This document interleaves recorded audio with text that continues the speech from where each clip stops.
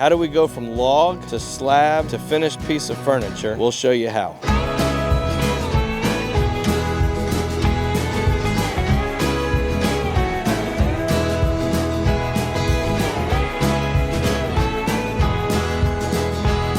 Hamilton Lee Supply, it's not just about the wood itself, it's about the craftsmanship, the story, and the care that goes into every piece. In this video, we'll show you what makes our slabs truly unique and why they hold more value than meets the eye.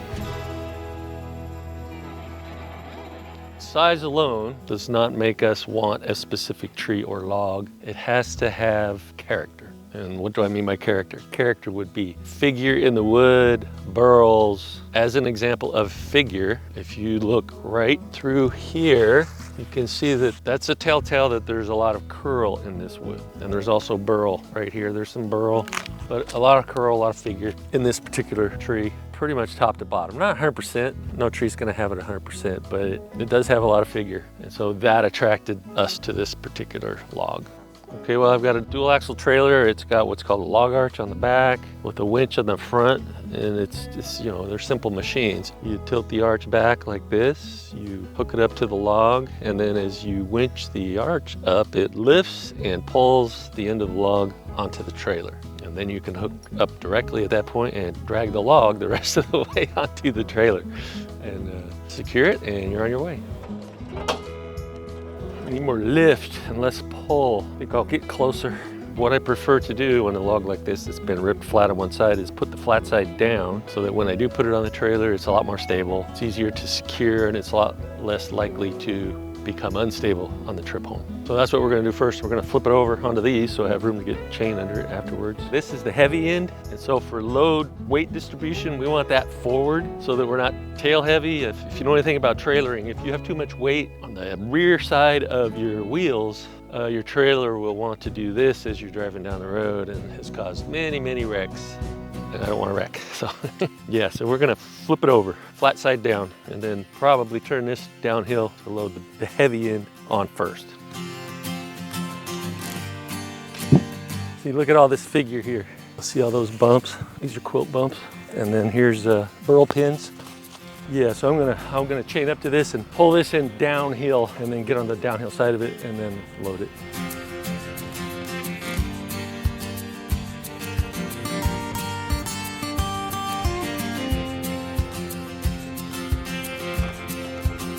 Look at that, right up and over, beautiful.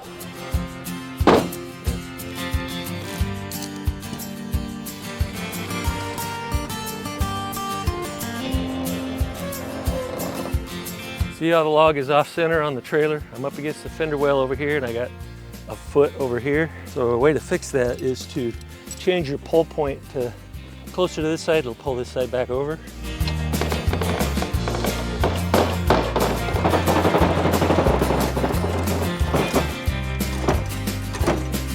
We're on.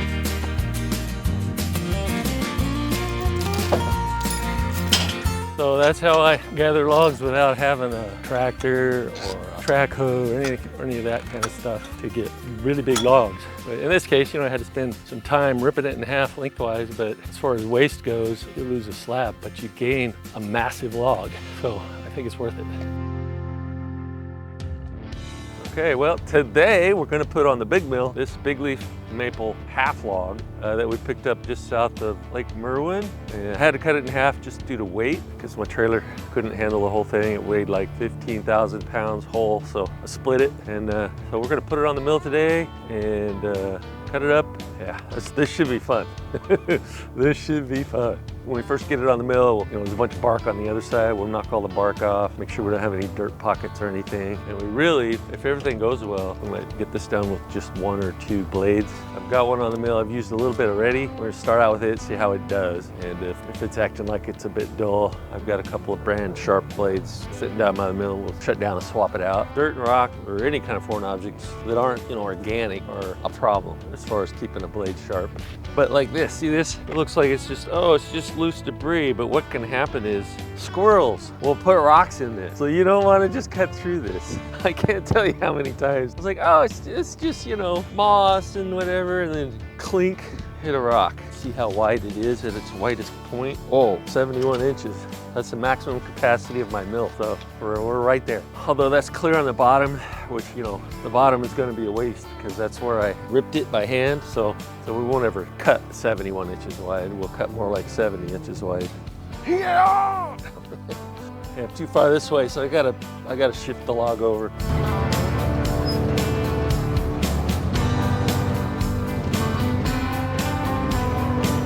Yeah, we're knocking the bark off of this log because, you know, this was down in the dirt and rocks when we harvested it. If we peel the bark off, then all that dirt and rocks goes with the bark. And we have clean wood, which gives us some longevity on the sawmill blades. Every wood's got a different density and abrasiveness. One that would be particularly bad would be hickory.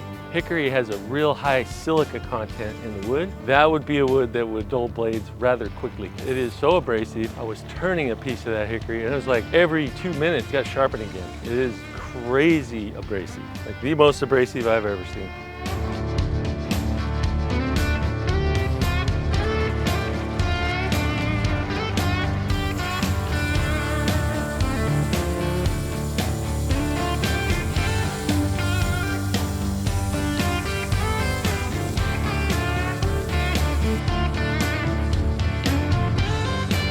Wow, look at the quilt in there. Look at that. Woo. This I would call quilted curl or curly quilt. It's absolutely stunning. But as far as what causes it, I don't really know, but I think it has something to do with like the tensions in the wood as it's growing. Specifically, like in the spring when the new growth is happening, I've been told that in windy locations, this happens a lot because in the spring when the wind's blowing, the tree's moving, and it puts that new growth wood in tension and can cause it to wrinkle basically. And then we get this, and I'm not sorry. Man. So this is how I measure my cut depth. I took it up 1/4 inch, which is 1 turn, to get so I don't hit when I'm backing up, and then I zero it back out, and then we're gonna go 12, and then 1/2 for a kerf, for a saw kerf. There's my 3-inch thick slab.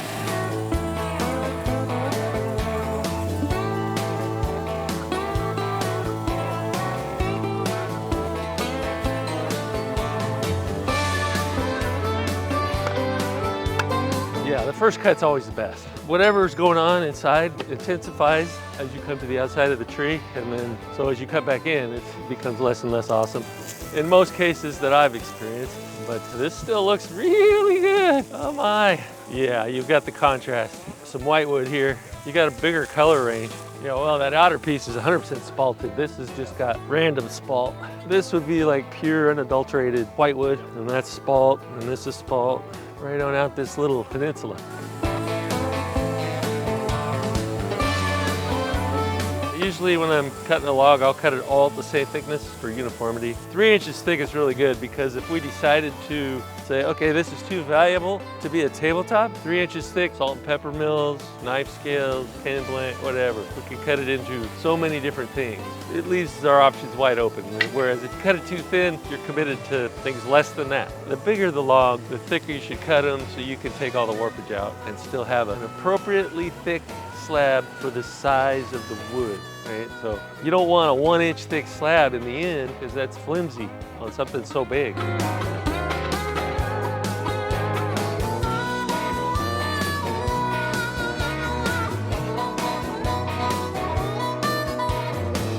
If you can do an even feed all the way through as far as speed, without any change in speed or stops, smoothest cut you can get. It's gonna keep cutting that good. I'm not swapping the blade out, but we're getting wider. Down here, eventually it'll get about 70.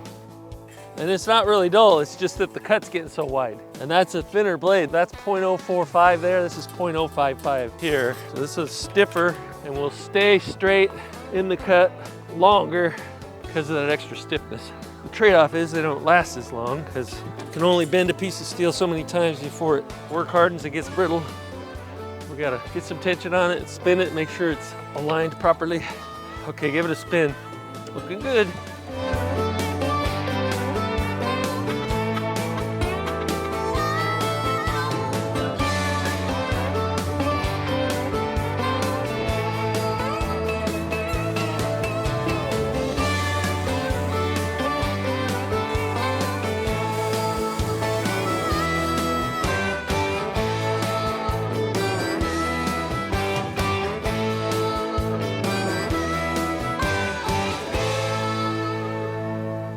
Okay, so we just finished milling up this log, and next steps will be to sticker and stack and then air dry it. Then it heads to the kiln. Once it's below 25% moisture content, then it gets flattened, and then it's ready to be used by craftsmen.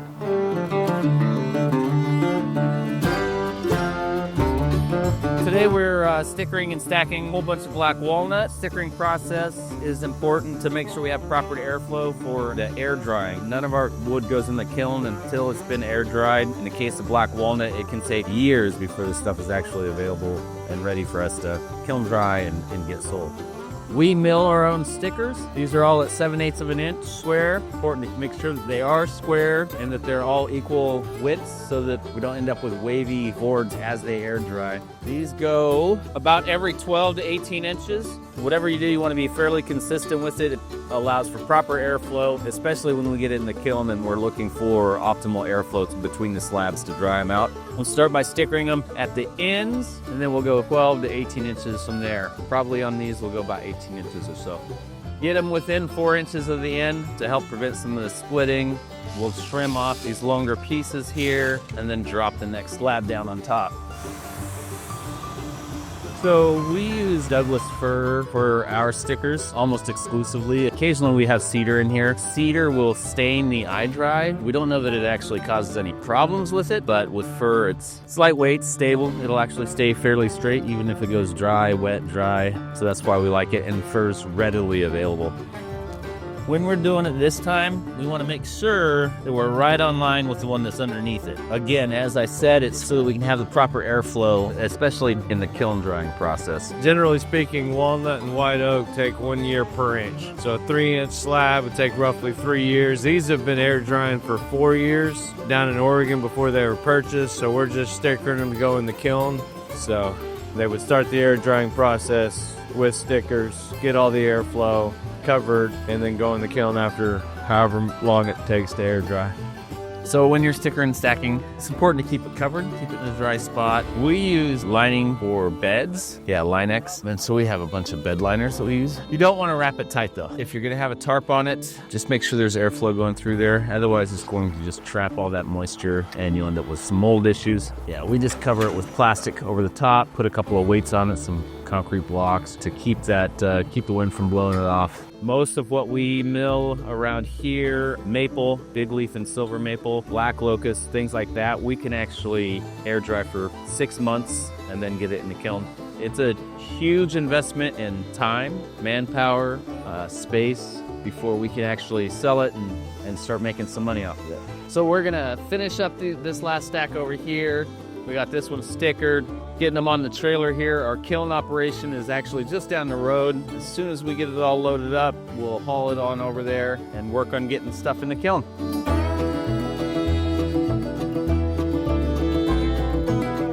Yeah, we have a load of mostly white oak in here. It's been running a little over 4 weeks. We're very sensitive to white oak. It had air dried for several years before going in. We assured that the moisture content was less than 25% before it went into the kiln.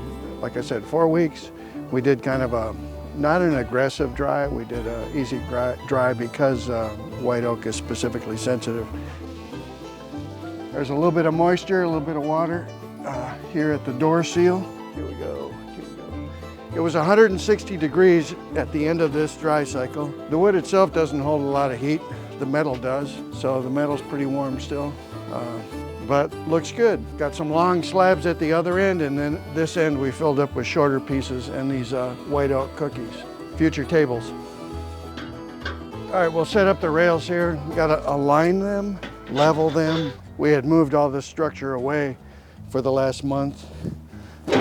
Not as important as when we load it up for the wood to go in because it's a lot heavier then, it's lighter now, but it is important to have good support throughout the rails. This is oak, so it's still heavy. So why do we do kiln drying? Well, every woodworker knows that when you work with wood, wood's gonna move, and it's gonna move sometimes after the work is done, which is bad, and it moves as a function to the change of its internal moisture content. So either you have to wait years and years and years to air dry wood to get it so that it's in a stable configuration, or you can accelerate the drying process using the kiln, and instead of years, it goes down to weeks.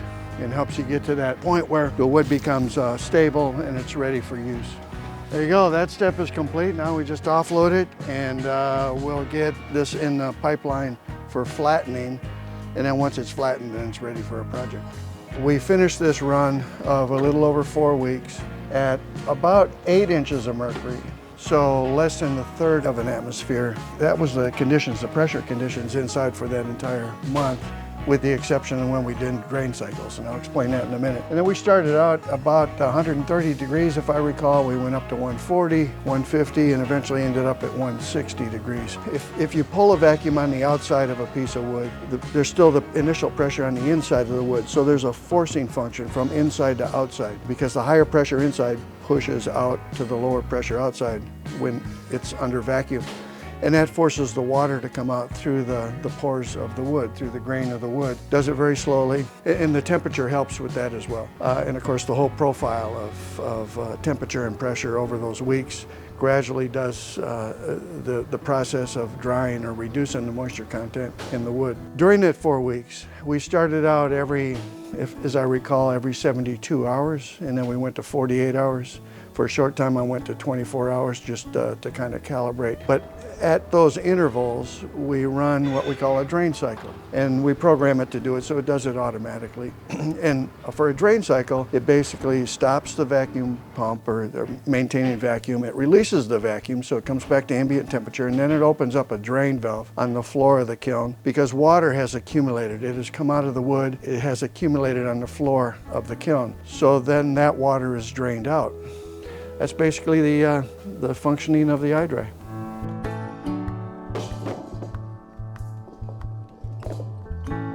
All right, so after things get kiln dried, bring them over here to our SlabMizer. This is a Wood-Mizer flattener. This side's already been taken care of. Gets the surface down so it's nice and clean, flat on this side. We do what we call skip planing. So it's not gonna take it all the way down. We get it down to most of the usable surface. Once we have that done, we'll flip it over and do this other side. So by the time we're done here, both sides are gonna be parallel. Both sides are gonna be mostly flattened and cleaned up. We can obviously finish cleaning up those areas. It'll make the slabs thinner. Try to leave them as thick as possible while getting them parallel. You can do this at home. You can get yourself a router sled or build yourself a router sled and spend the time on your knees getting it to a workable surface. It's going to take several hours and it's a lot of hard work. Anybody who's spent some time actually with a router sled can attest to how difficult it is. So this saves their customers a lot of time, a lot of headache. By the time we're done flattening these, they're about ready to start sanding at 80 grit. So it's just time and ease of use. We like to say that when we sell stuff here, it's ready to work. And this is basically the final process in having ready to work slabs to your door. So we get it nice and clamped down so it's not going to shift a whole bunch. Adjust it up. We can go up to about 8.5 inches thick, which we've got a couple of cookies that we did that were about that thick. So we're gonna take it over until it's just riding right there. Get it set into place. Get to use our little joystick. This one also has an automatic option to it. We set the backs, hit it, and it goes back and forth and side to side. Generally speaking, that's really nice if you've got 2 or 3 of these you're throwing on there, or if you've got a really big slab. It helps move things along. Turn on the vac, turn on the system. Right now, I'm just going around looking for the high spots. When I lower it, I don't want to be chewing through too much materials. Right there. Each full turn on this equals about 1/8 of an inch, and that's about as much as we can take off at a time, and go a little bit further than that. The dust shroud prevents us from going too much deeper than that, and we also just don't want to put the motor through chewing up that much material. Some of the harder woods, especially walnut and oak, really put a strain on the motor. We adjust the speed that we go back and forth if we are taking bigger cuts. Usually we run it pretty full out and just take smaller width cuts. Couple inches at a time. Each slab takes probably about a half an hour or so, depending on how big it is. And there we have it, flattened. It's parallel both sides. We try to keep most of our slabs around 2 inches, 1 3/4 to 2 inches. If they're bigger slabs, they may go up to 2 1/4, 2 1/2 even. Those are about the right sizes for whatever you might be working with, whether it's a table slab or an end table. It's ready to work for you. So after all the work and processing is done, we make all project ready slabs available for you, our customer. So this is the showroom for Hamilton Lee Supply. This is where we have all of our project ready inventory. We do table builds. We have collaborative meetings here for some of our makers. We have all our retail products that we sell online and ship across the country, as well as all these slabs are potentially project ready slabs delivered to your front door. Wood varies quite a bit across species. We have some woods like white oak and walnut that take up to 3 years to air dry before they even get in the kiln, just to safely produce the wood to be usable. We have woods like maple and sycamore and black locust that are fairly stable that take less, so maybe 6 months of air drying before they're ready for the kiln, and then another 3 to 4 weeks in the kiln before they become ready for the flattener. This is our larger slab inventory. We have a lot of different mix of species on the back wall here. We've got everything from pen blanks on up to conference table size slabs. We can handle and process up to about 13 feet and 72 inches wide on all of our machines. So we don't believe in wasting wood. We get calls all the time about, do we have scrap wood? To us, nothing is scrap. It's all usable, from pen blanks on a mini lathe on up to bowls and vessels on a larger lathe. We have charcuterie stock here, stabilized blanks, so even wood that was otherwise unusable that may have been a little bit on the punky side. We have wood here that somebody might want to stabilize, and it's going to be very soft but beautiful. It's got a lot of spalting, a lot of curl in it. This might be something that somebody wants to turn into a vessel, but it needs stabilization. So in order to stabilize it, we can take it and inject it with a resin, heat treated, so put under vacuum, replaces all the air in the blank with resin.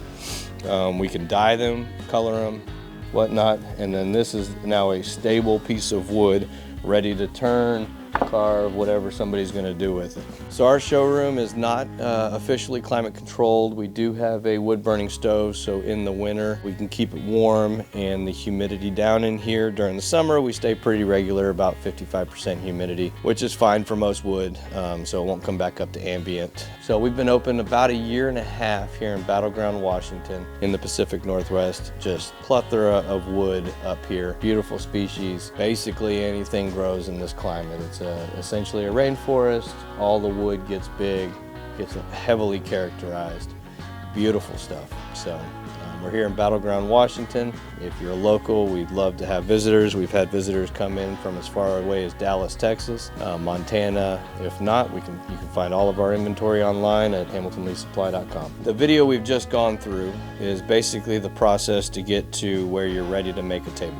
We have project ready slabs available for our makers, as well as turning blanks and other things mentioned for the craft wood market. Once we get the wood into the showroom, we then make the transition into partnering with our makers to make sure they have all of the products they need to complete a project. So from rampa bolts to mounting hardware, epoxy, fluorescent colors, mica powders, we've got all of our finishes, Rubio, Lucero, walrus oil, bumble shoots, etc. We've got a lot of great products on the wall. These are all things that we use on our own tables. So we vetted them, we make sure that they last, they're durable, they're easy to use. We don't have anything that we would not use ourselves, essentially. So thank you for visiting Hamilton Lee Supply and walking with us. Glad to be able to take you through the steps of all the process. Join us next video. We will take you through making a table from start to finish, and you'll see how the project ready wood is applicable to a finished table.